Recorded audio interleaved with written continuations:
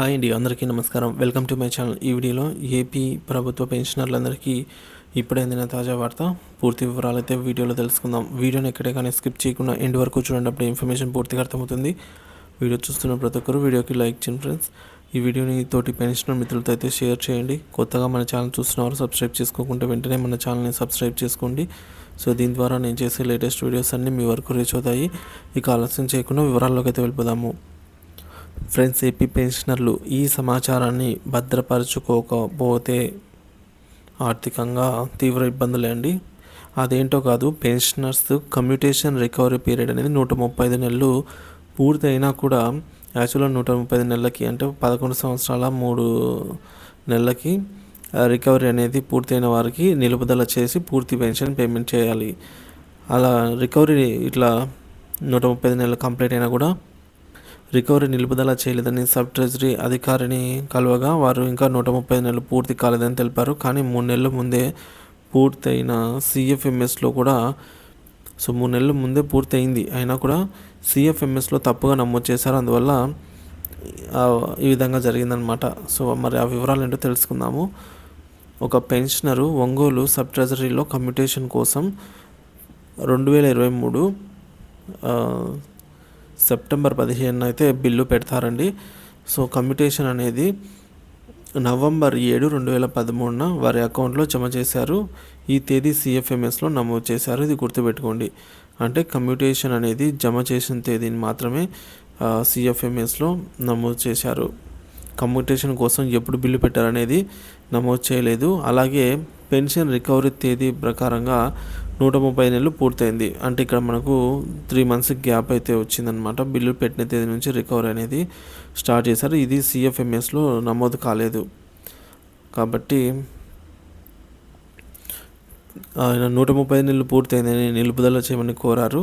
So commutation recovery మాత్రము bill పెట్టిన తేదీ నుంచి అనగా మనకు సెప్టెంబర్ 2013 నుంచి జరిగింది.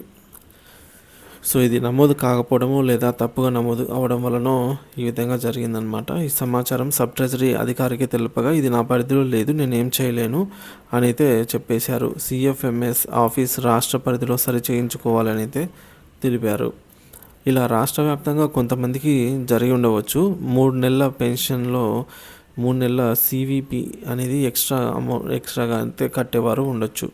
సో ఈ మేరకు సమాచారం ఉండి కూడా పరిశీలన చేసుకున్న వారికి ఇది తెలుస్తుంది. కొంతమంది ఈ విధంగా జరిగినట్టు కూడా వారికి తెలియదు అనమాట. కొంతమంది తప్పుగా నమోదైన వివరాలను గమనించలేకపోతూ ఉన్నారు. దీనికి కారణం వారి దగ్గర రికవరీ సమాచారం లేకపోవడం. అంటే రేపటి నుంచి రికవరీ అయింది, ఈ డేట్ అనేది వారి దగ్గర లేకపోవడం అన్నమాట. సో చాలామంది పెన్షనర్లలో కమ్యూటేషన్ రికవరీ ప్రారంభం తేదీ ఎప్పుడో ఆ సమాచారం అందుబాటులో అయితే ఉండటం లేదు. సో ఎక్కువ మంది పెన్షనర్లు కమ్యూటేషన్ జమైన తేదీని అయితే తెలుపుతూ ఉన్నారు. కమ్యూటేషన్ రికవరీ బిల్లు పెట్టిన తేదీ నుంచే జరుగుతుంది. ఇది 1 నెల నుంచి 3 నెలల వరకు ఉంటుందన్నమాట. కమ్యూటేషన్ మనకు వచ్చేది శాంక్షన్ అయ్యే వరకు. కాబట్టి జమైన తేదీతో సంబంధం లేదని గమనించగలరు. కొంతమంది పెన్షనర్లకు అదే నెలలో కూడా జమ కావచ్చు. గరిష్టంగా 3 నెలలు పట్టవచ్చు. ప్రస్తుతం ఎక్కువ మంది పెన్షనర్లు సబ్ ట్రెజరీ అధికారులు నమోదు చేసిన తేదీ ప్రకారంగానే నిలుపుదల జరుగుతూ ఉన్నదన్నమాట. తప్పుగా నమోదు కొంతమంది పెన్షనర్లకు ఈ విధంగా జరగవచ్చు. ఇది గమనించి సరి చేయించుకోవాల్సిన బాధ్యత పెన్షనర్ పైన అయితే ఉంటుంది. ఈ తప్పులను సరిచేసే విధానం సబ్ ట్రెజరీలో ఉండటం లేదు. సిఎఫ్ఎంఎస్ ఆఫీస్ మంగళగిరిలో చేయించుకోమని ట్రెజరీ వారు తెలుపుతున్నారు. సరి చేసుకోవడం పెన్షనర్లకు చాలా కష్టంగా ఉంటుంది. సో రాష్ట్ర వ్యాప్తంగా ఇలాంటి వారు ఉన్నారు. ఫర్ సపోజ్ కాకినాడకు చెందినటువంటి సీనియర్ పెన్షనర్ 80 సంవత్సరాలు పైబడి ఎడిషనల్ క్వాంటమ్ ఆఫ్ పెన్షన్ తీసుకుంటున్నారు. మధ్యలో వారికి ఎడిషనల్ క్వాంటమ్ ఆఫ్ పెన్షన్ అనేది నిలుపుదల జరిగింది.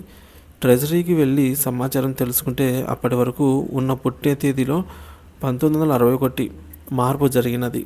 అందువల్ల అడిషనల్ క్వాంటమ్ ఆఫ్ పెన్షన్ అనేది నిలిచిపోయింది. సబ్ ట్రెజరీ వారు ఇన్సిడెంట్ని రైట్ చేసి నెంబర్ అయితే ఇచ్చారు, కానీ 2 నెలల తర్వాత తదుపరి మంగళగిరి ఆఫీస్లో సమస్య పరిష్కరించినట్టుగా అయితే తెలిపారు.